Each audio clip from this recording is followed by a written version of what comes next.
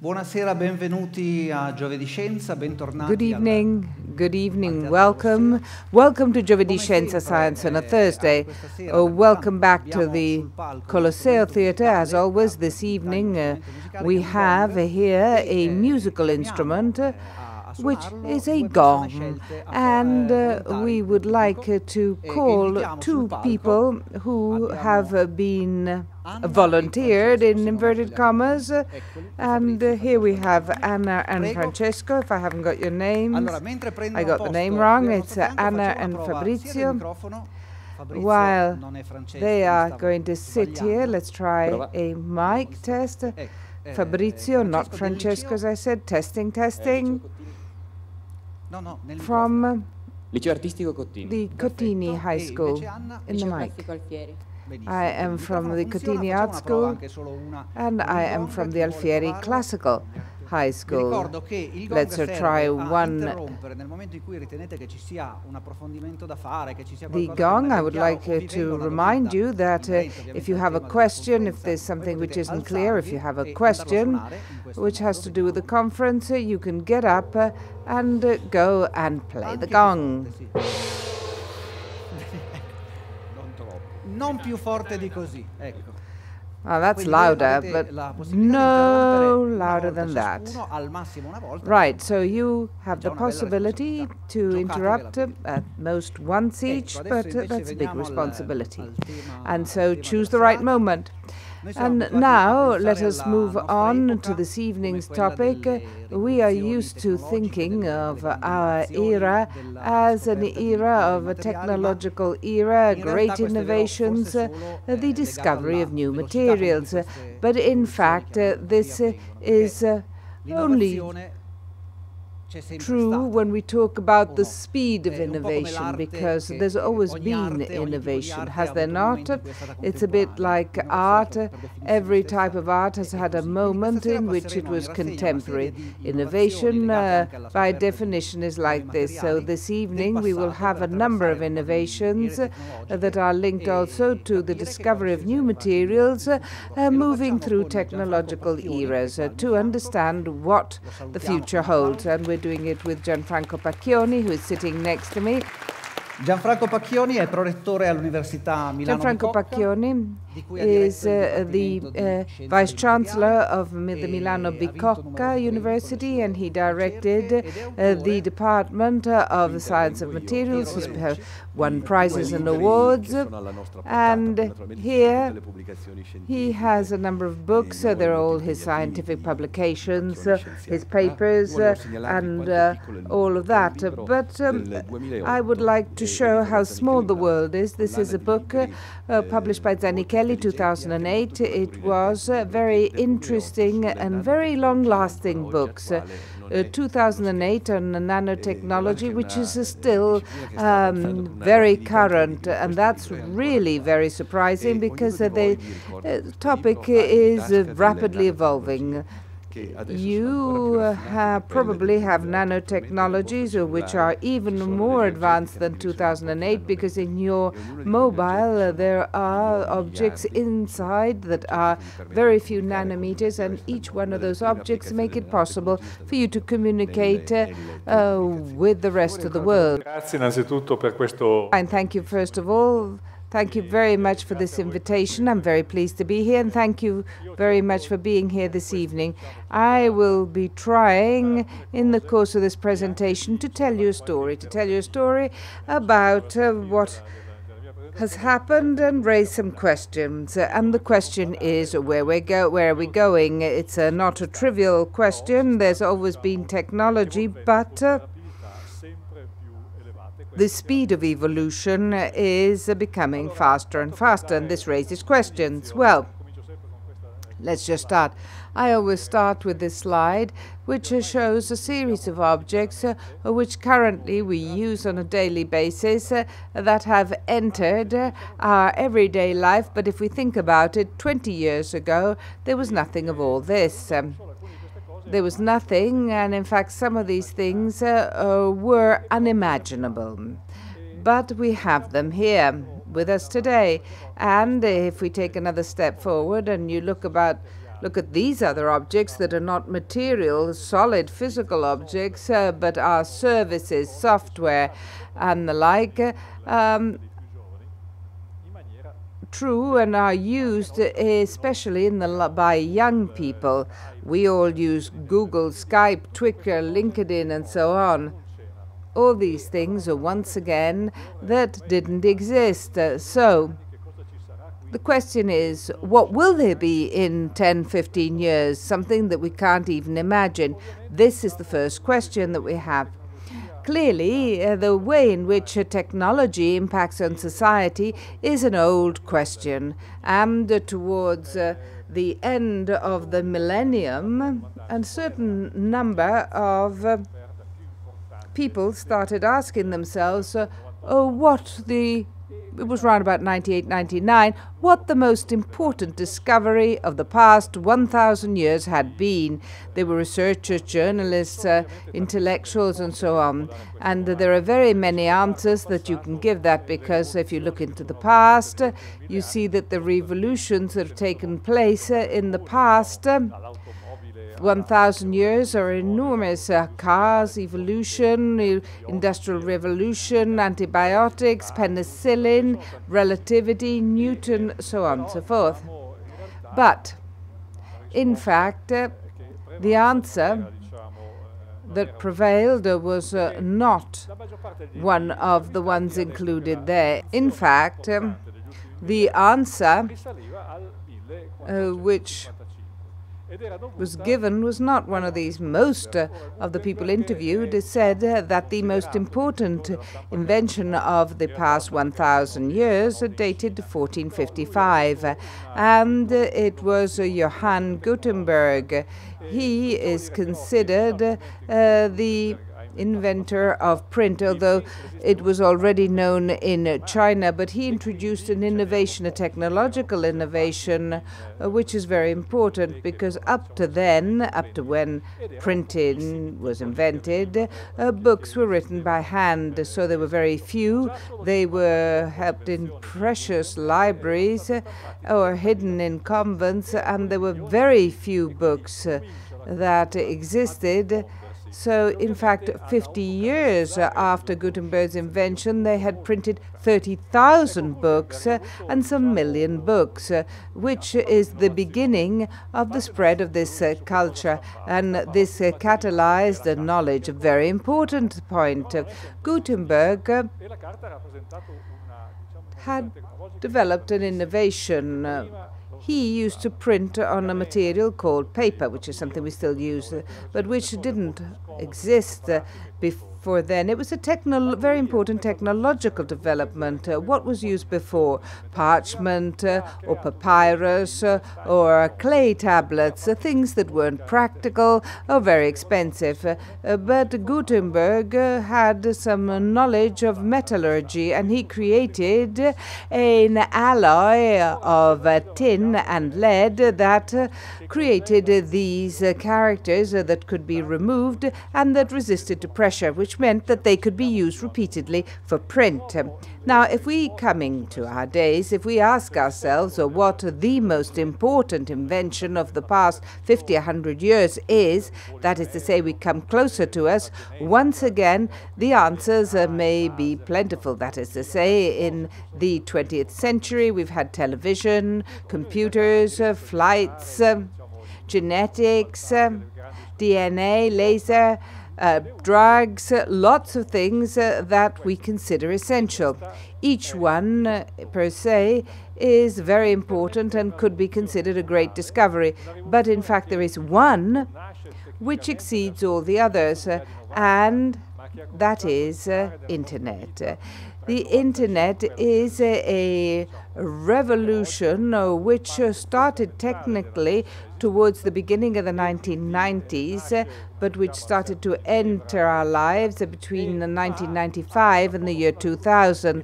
But it has become a key part of our existence. It started in CERN in Geneva. We all know about that. But it had a very big development, and we're not yet able to appreciate the impact of it. Now, I would like to say two things. Internet, just like print, does not start from nowhere.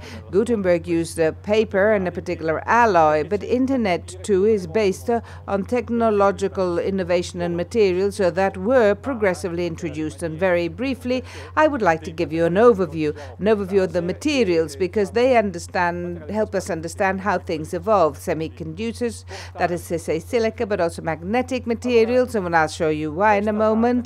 Luminescent materials, which we use for lasers, and transparent materials, optical fibers, which are the ones that carry the information. This date, that is to say 1947, in particular December the 23rd, is the date that no one knows but is essential for the history of humanity, because these three gentlemen that you can see here, that are Shockley, Bardeen and Breton, they are three engineers of physics engineers, worked at the Bell Labs, and they showed their managers a discovery that you can see here on the left, which is a transistor. It is the first transistor. Now, the first transistor was made up of germanium, very small. And why was it revolutionary? We didn't even realize that it was a revolution. They started to use it to replace those objects that we have in the very old radios and television, which were those thermoionic valves that were used for the time. They were very fragile, they were expensive. So it meant that televisions and radios were very big and bulky. But with transistors, we have miniaturization. In 1954, the first transistor radio of the world was marketed. While for you now it's normal to go walk around and hear music, that you had something in your pocket. But then it was really impossible, because previously you hadn't been able to listen to the soccer match unless you were home or in a bar somewhere where there was a big radio. And another turning point, another technological leap, took place in 1960 when these two gentlemen, Kilby and Noyes, invented a way to generate transistors in a more efficient manner. That is to say, you don't go directly from germanium to silica, but you create some slices, some very thin wafers, and I'm not going to describe the technology, but you are able to create all the transistors on the same wafer.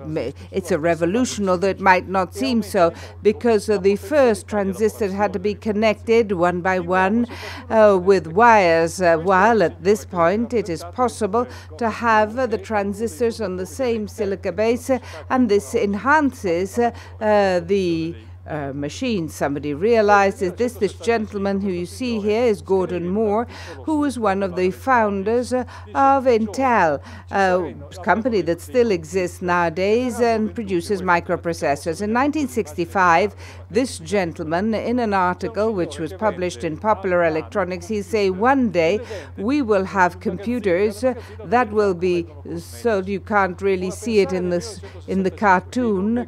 There's a gentleman who is selling a computer, and he's selling it close by the cosmetics and articles. In 1965, imagining the fact that you would be able to sell handheld computers alongside detergent was then science fiction, but this is happily what we do. We walk into a supermarket and there's electronics along with washing powder. Or we buy them online, and so we do something which is even more sophisticated. What you can see in the 1970s are the first personal computers. So there are some people here I can see who are my age, and you will remember these objects, and they are something which they were like bulky, and they had a ridiculously small possibility or capacity to calculate. The first one that you can see, the first IBM minimum. You see it had those two slots. What were they? Well, they were the housing for the floppy disks, the diskettes that were two. One had the operative system and the other one had the data. When you finished your session, you used to take your diskettes away with you and go away. And the computer was a series of wires that wouldn't be able to do anything. We don't have to add anything. Everything has been integrated, be it computer or mobile or smartphone. And this, we have the 1940s, compare this to the 1946 results. The development of transistors is absolutely fascinating. And in fact, they got smaller and smaller, reaching, as Piero Bianucci was saying a few minutes ago, a nano dimension, and we'll see this in a moment. If we make smaller and smaller, we can make more and more at a cheaper price. Now, the latest generations of computer that we have in our pockets, that is to say smartphones, are using 22 nanometer transistor. The next generation will be 7, and then we're talking about 3. And then I think that's about the end of it. You can't go beyond that. You can't reduce the matter any further to develop new transistors. But now there's something else which is not quite as well known. Transistors have the possibility of processing information as O1. That's a binary code. That's the digital information that we all use. At a certain point, the ones who developed computers had a problem of where the data will be stored. The interesting thing is that initially they were used on the same type of material that Gutenberg used, paper. The older ones amongst us here, you would remember when you had, for example, it was called the telephone codes, because there was one of these, and then there were ribbons, and these were the first tools that we used to store information. But clearly it wasn't something that could be developed to the umpteenth limit, and so new materials were developed, magnetic disks.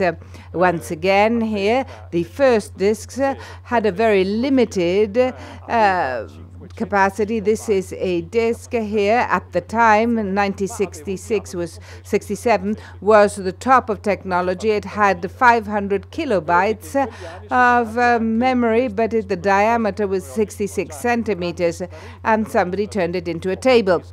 You see, in those years, we also had these others which are already have disappeared from our lives, the floppy disks, diskettes, which were tools which very many of us used for a long time. Now, there's a very important aspect which I'd like to dwell on.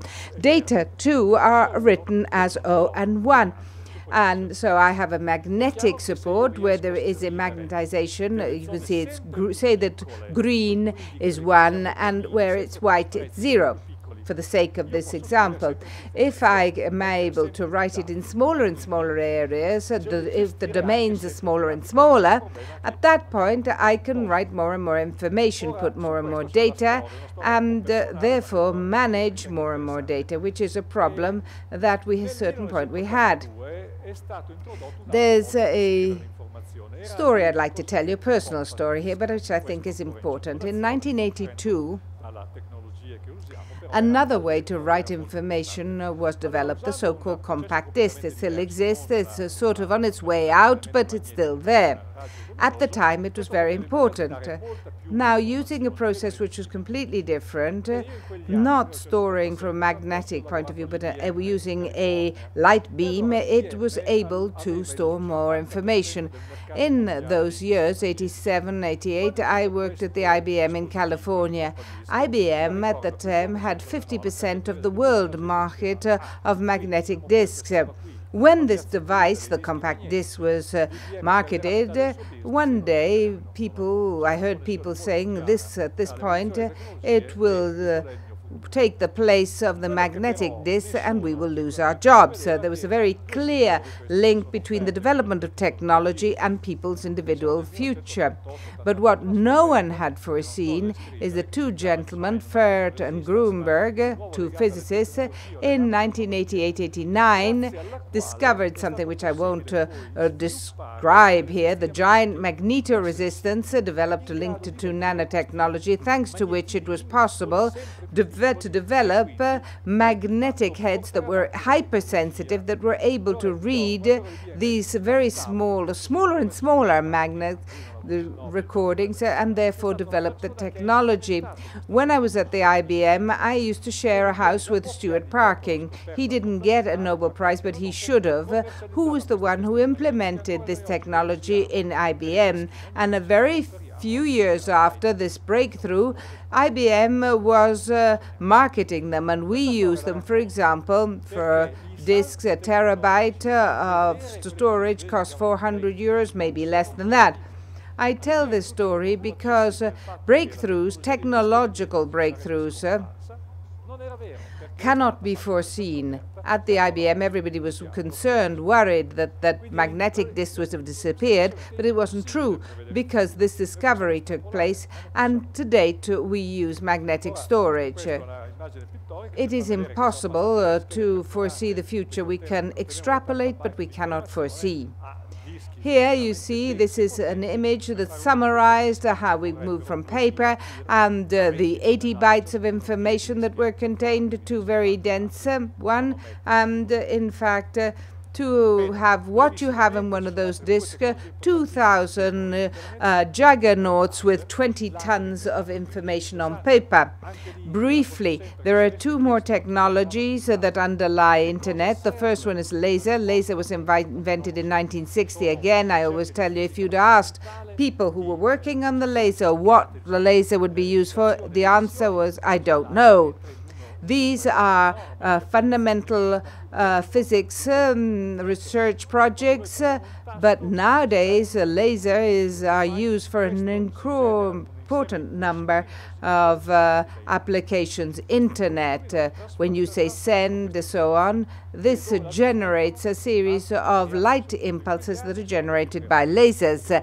These impulses transmit the information through, where do they transmit it? Or through another material that was developed in those years, which is optical fibers. They're sort of motorways, highways, that guide the optical signal from one computer to the next. So if we take all this, all these elements make up what is now the modern technology of information that we all use, that is based on a series of technological developments in our day and age. I'm telling you this because we've entered a different era. That is to say, the era of nanotechnologies. What you can see here is the computer that was assembled on the Apollo guidance. Those are the ones that between 1960 and 1970 took people to the moon. Now, this was a computer that had a 2 megahertz speed, 2 kilowords of memory, RAM, and 30 kilowords of overall memory. It was a box, this very basic device took human beings to the moon. An iPhone 7 has not a 2 mega but a 2 gigahertz, 1,000 times. The memory is thousands of times more powerful. That is to say, in a volume which is 1,000 times smaller, we have objects that are 1,000 times more powerful. And these are leaps of billions at a time. This is what happened around us. From Gutenberg, the revolution of paper, and now we've reached the Internet. The Internet is an extraordinary evolution. Now there are 3 billion users that are connected. Well, it was 2014. There are 2 billion users on social networks, 5 billion people who, and I've read more, sometimes people say that there's more than that, of phone contacts in 2018, and we're talking about 5 billion or even more pages on the web. In fact, we are no longer able to control it. Now, all this tells us that nanotechnologies are not something for the future. Yes, of course, there are some for the future, but many are already with us, so they're part of our world. And they're called nanotechnology because the idea is that you can manipulate matter on a nano dimension. That is 1/1000th of a meter, a very, very, very small quantity. Because to give you an idea, if you take one of our hairs, which we feel is very small, that's about 50,000 nanometer. A bacterium, which we can't see, 1,000. The transistor, 22 nanometers, so much smaller than a bacterium. Now, to say how much there is in a matter, even in nanometers, I would like to recall what Avogadro's number knows. If you studied chemistry, you know what Avogadro was from Piedmont, so I'm sure that you know it. But Avogadro didn't discover the number. He discovered the law of perfect gases. But the number, which is written here, which is an incredible number, was discovered roughly 100 years after Avogadro. And Einstein gave the most accurate one, the latest one at least, or the last, we don't know. But here we have 600,000 billion. So these are the number of molecules that are contained in a certain substance. If you take water, 18 grams of water. Now, no one knows how many these molecules are, because I'll give you an example. Somebody considered, and don't ask me how, that on the Earth there are 10 to the power of 16 ants. This means 10 million billion ants.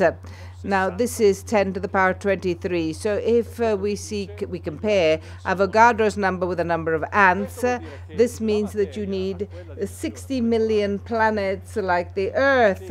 This gives you an idea of how big the number of Avogadro is. This means that matter is, as far as we're concerned, the matter we're using is very, very small. Having said this, nanotechnologies have some milestones which have been very important in recent developments. One of them is the discovery of the Fullerene. It's a very interesting story to tell.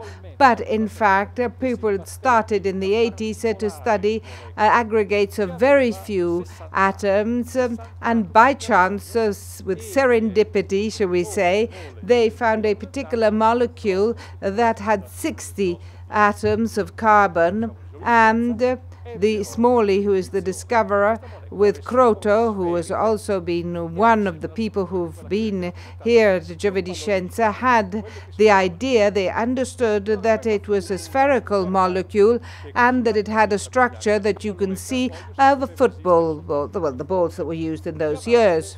This was a discovery that is considered a milestone, because up to then we only knew two forms of carbon, that is, graphite and diamonds. The discovery of this that was called Fullerene from the architect Buckminster Fuller, who had invented these domes. Fullerene became one of the symbols of nanotechnologies. Fullerenes then helped us move on to a slightly more elongated carbon forms, which were tubules, and then sheets that are called graphene, and which represent the hope to improve a series of processes and technologies, which I am not going to now expand on. The other discovery, which marks the advent of nanotechnology and is possibly more has more of an impact, is the discovery of a particular type of microscope, which is called which was the one developed by Binningen and Röhr at the beginning of the 80s. Binningen and Röhr were also two researchers of the Zurich IBM. Now, they developed the scanning tunneling microscope, STM. I will be showing you now how it works in a slide. And for the first time, this made it possible to see atoms. See doesn't mean seeing as we normally see, but to perceive their presence. Up to then, atoms was something that we knew existed, but no one had ever questioned their existence, but no one had ever seen them. Why? Because they were too small. Now, the tool that Binninger and Röhrer developed a device which is illustrated here. Here you can see there is a tip which moves on a surface and measures a current which is created between the tip and the surface itself by measuring this current, which in fact these are electrons that go through the vacuum, the point between the tip and the surface. You have an image of the object that in one way you are taking a photograph of. Here you can see the tip which is going on the surface. The surface is that of silica, and here you can see the image which progressively is being formed, and those white dots that you can see are the single atoms that you have for the first time. 1986, a Nobel Prize. 1981, the original work with the backward and forward movement. Is it like Braille? Yes, yes, but in fact these also developed the real atomic force microscope, but yes, that's the idea. The interesting aspect is that a colleague, and he too worked at the IBM in California, developed the technology both for STM but also with this microscope that I've just showed you with the tip. Since he could see atoms, he also decided to manipulate things and to take the atoms and move them one by one, which is an extraordinary idea. The fact that you can take an object which is as small as that and move it wherever you want. The breakthrough of this person, who's called Don Iger, is that with these atoms he decided to write the logo of the company he worked for, IBM, and thus gave him not only the fact that the company was good, but the IBM sacked a lot of people, but not him, because this was one of the icons of nanotechnologies. Here you see creating by moving atoms one by one on the surface. So this is just to give you some of the ideas that have happened, but nanotechnologies have entered very many applications. But for example, when you use a sunblock to shield the sun rays, you are in fact titanium dioxide particles or zinc that protect us from the radiation. The cathedrals of the year 2000, where there were red colors, this was due to gold nanoparticles that developed within the glass.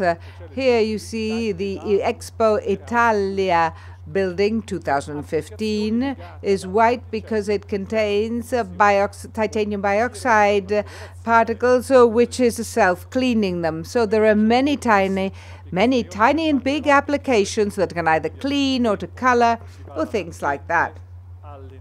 So there are very many applications. I won't be talking about them because this would take too much time. You go from the environment to energy to the production of clean fuel, light. Nanotechnologies are entering many technologies which are useful to everyday life. There's also catalysis to reduce polluting agents. However, and this brings me to the second part of my presentation, several technologies that are currently converging and will lead to major changes, and I would like you to think about them. For instance, the type of electronics was based on this material, which is an inorganic material, while today many of these things are being reproduced on organic substances. Here you can see some examples of what I would call flexible electronics, which I feel will be a part of our future. Here you can see a mobile phone which is flexible. It's not science fiction. These things will happen. They're here.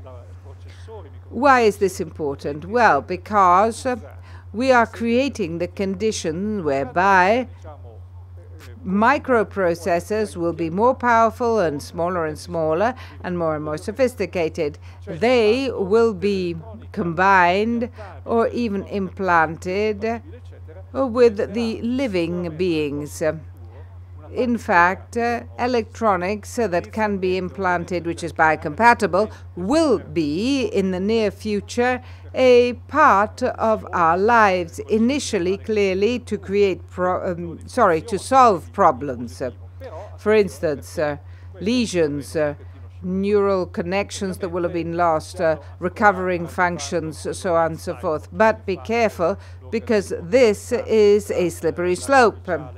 Clearly, we haven't yet developed cyborgs, that is to say, an organism which is half between biological and artificial. But things that were considered unthinkable in science fiction are now on the way.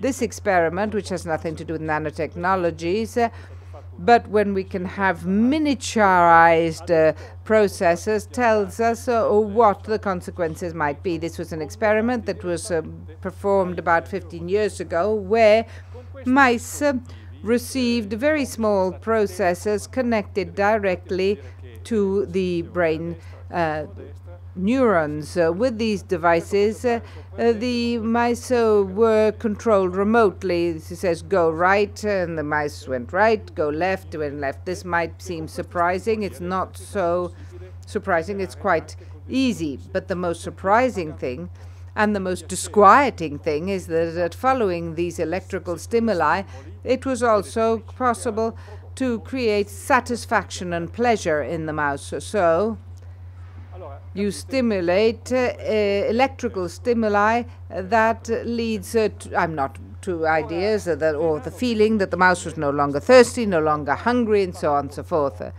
This opens a series of landscapes and scenarios, and nanotechnologies will have a major impact on medicine and the way in which we will treat ourselves in the future, or we will be treated in the future. As often, science fiction has brought this forward. Here there was a movie that was very famous in the 60s and very often referred to when talking about nanotechnologies, called Fantastic Voyage. I think it also got 2 Oscar awards. I saw it twice, 2 or 3 times. It was in the 60s. I'll tell you the story in 2 words. There's a scientist who has invented a way to miniaturize objects. And clearly it's the years of the Cold War, and the scientist is captured by the baddies, secret services, and is wounded and could die. To save him, there's no time, and the only way to save him, because there's an embolus and it have to be removed, there's a clot, and so they decided to enter a submarine, use his devices, miniaturize the submarine, inject it in the vein, and with the submarine and the team of doctors, they go within the body, reach the problem and solve it. All the movie is an extraordinary example of what was then called what was it called? Because now we have computer graphics, special effects. Yes, special effects. Prego. Allora, volevo chiederle, vista questa velocità anche nel progresso. I'd like to ask you, given the speed of progress of nanotechnology, is there a limit which we will sooner or later reach? And is there an ethics of nanotechnology? For example, is there a point where we will accept or not accept bionic human beings? I haven't an answer, but there's something I'd like to say on the fact that I don't think there is a limit. On the ethical problem, it's a good question. It's a problem that we have to ask ourselves. The problem is that the speed at which changes are taking place, and I will say something more about it, is such that we don't realize it. So we don't realize it as people, but political world is completely outside it and focuses on other problems, and this is creating what I believe a problem. I'll give you an example which has nothing to do with nanotechnology or biotechnology or genetics, and that is the use of our data.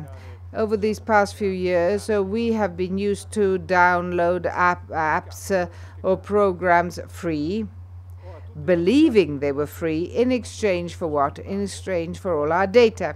Now, all our data, all our lives at this point are in the hands of Google, Amazon, and other big players who own our information, and we've given them to them free. And this happened without any ethical controls, no legal controls. It's too late to backtrack on this. So the question is absolutely important, but it's not easy to give an answer. Ovviamente, secondo me, la vera rivoluzione. Nanotechnologies in medicine are clearly the real revolution.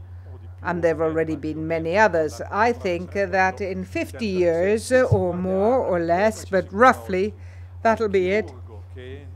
If we look back, we will look back at how people treat us. For example, the surgeon enters with his hands or her hands, and so things. They will seem horrible events. I believe. Yes, we're used to it. We have no alternatives nowadays.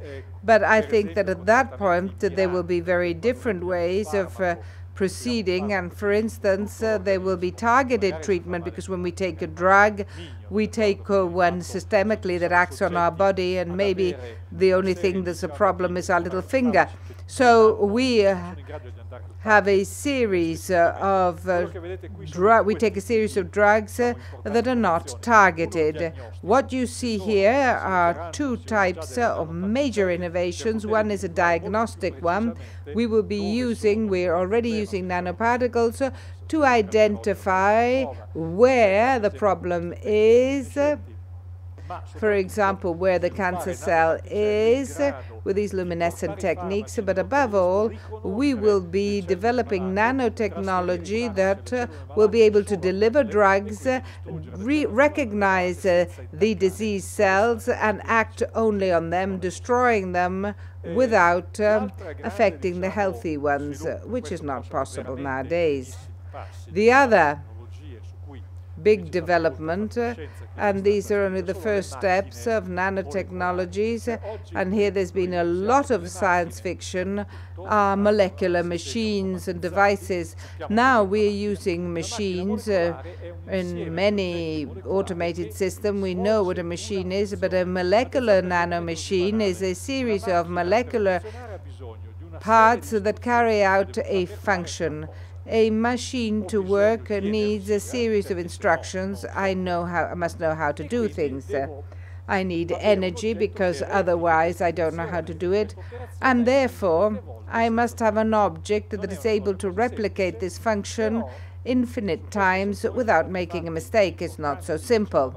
But a number of major steps forward have been made. These are three people who were awarded the Nobel Prize in 2016 in chemistry. Unfortunately, an Italian colleague, Vincenzo Balzani, should have been awarded it too, but he wasn't, because he helped us. In fact, he is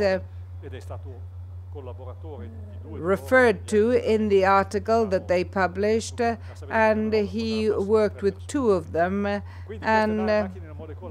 But you know that you can award a maximum of 3 people for the Nobel Prize and not 4. These molecular machines will be objects that will be able to do things in the future. Why am I saying this? Because in fact nature already uses molecular machines that are extremely sophisticated.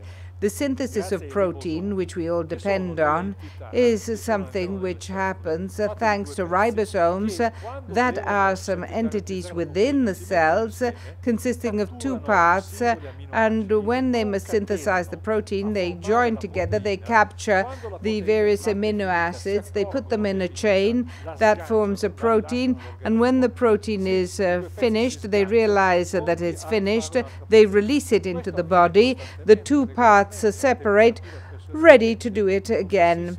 This happens constantly, regularly, at temperatures with very low energy consumption without any noise. It's an extraordinary machine, and we all depend on it. In fact, in nature, we are full of examples of machines, of molecular machines. To reproduce this function is a challenge, a very complex one, but very important. Clearly, this brings us to the topic of manipulation of the microorganisms of DNA, which clearly you will have heard people talk about.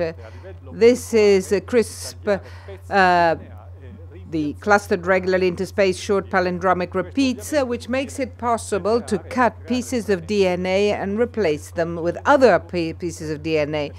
This means that you can generate or create the premises to modify the genetic code of microorganisms, plants, but also of human beings. This is an article that was published last summer in Nature, and it is the first case where human embryos were genetically modified with this CRISPR-Cas9 technique, a gene that was responsible for a severe heart defect was corrected. The embryos were then destroyed because current regulations impose the fact that you cannot take the embryo to development, but if they had not been destroyed, they would have been human beings without the genetic mutation, and so would their children. So new scenarios are looming.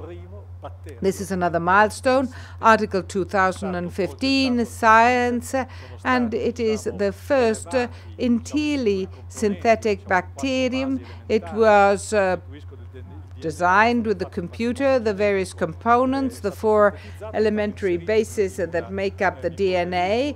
The genetics of it was synthesized. It was inserted in a microorganism. It was cloned, and this is a microorganism which has a minimum number of genes, the minimum to survive. You know that genes and the genetic code are the algorithm, the software that make it possible for the machines to work, so it's fundamental. This is self-generated, duplicates every 3 hours, but it cannot feed itself. That's the only problem. The energy has to come from outside. All this saying that changes are becoming very deep. The curve that you can see, the 2 curves that you can see, are real data. The curve that you can see here is the average age of humanity, the global life expectancy, from the hunter-gatherers about 10,000 years ago to the date. It was around 35 years, possibly even less. Here it says 25 because there was a very high infant mortality till about a century ago. Then suddenly it soars. It soars. Now this graph, which refers to the average age of the female population, the female life expectancy of the past 500 years, you can see how the curve soars at one point, and you will observe how in the past 50 years life expectancy has increased by 15 years. What do I want to say? To get to 100 years is not an impossible target, but there's some people who say that in the next 50 or 60 years, average age will be 200, 300, or even 500 years. I don't know if it's true, but you can see these graphs are what will suggest this, that this is the last slide now. What is happening? Well, technologies, and I've spoken only of some. I haven't spoken about artificial intelligence. I haven't spoken about neuroscience. All these technologies, biotechnology, nanotechnology, artificial intelligence, are all starting to combine. What you can see here is an exponential curve. Initially, at the beginning of the processes, exponential growth is slow. This growth starts roughly with the Industrial Revolution, so about 200 years ago. For about a century, that's the 19th century, development was very slow. The next century, the development started to increase, and now we are entering the part where exponential growth takes place, and it grows more rapidly than it had in the past. Well, this is what we can expect with a series of question marks that are extremely interesting. With this, I have concluded. This is simply a fact. These are the books that we were talking about. Non c'è stata una seconda interruzione. La vogliamo fare? But there was no second interruption. Shall we have a question? Soprattutto non distruggiamo il microfono usandolo come gong. Let's respect traditions. Volevo chiedere se durante questo processo di diminuzione delle I would like to ask you if in the course of this downsizing of nanotechnology, meaning them getting smaller and smaller, there are also problems in terms of the quality of the products. Well, clearly, the question is what risks are there in nanotechnology? Yes, well, first I have to premise this, that there is no human technology which is risk-free. Each technology requires us taking on a certain risk, a risk that we consider acceptable. Let me give you an example. Wheels were introduced several thousand years ago, but they kills people because, for example, with cars or railways, a lot of people die in cars. Their numbers are declining, but in the year 2000, people who died because of car accidents in the world, they were 1,200,000. No war has caused the same number of deaths per year. Clearly, we accept the risk that cars entail because there is a benefit. There's an advantage in having the car. Nanotechnologies are not risk-free. It depends on which nanotechnology you're talking about. Clearly, transistor, microprocessor technology, which were included in a solid matrix, are virtually risk-free. However, as far as the nanoparticles are concerned, there are some concerns, because nanoparticles, precisely because they're very, very small, can penetrate the cell membrane, which means they can enter cells. By entering the cells, they can slowly cause alterations or cause alterations. So there is a study, it's called nanotoxicology, that studies the impact of nanoparticles on health.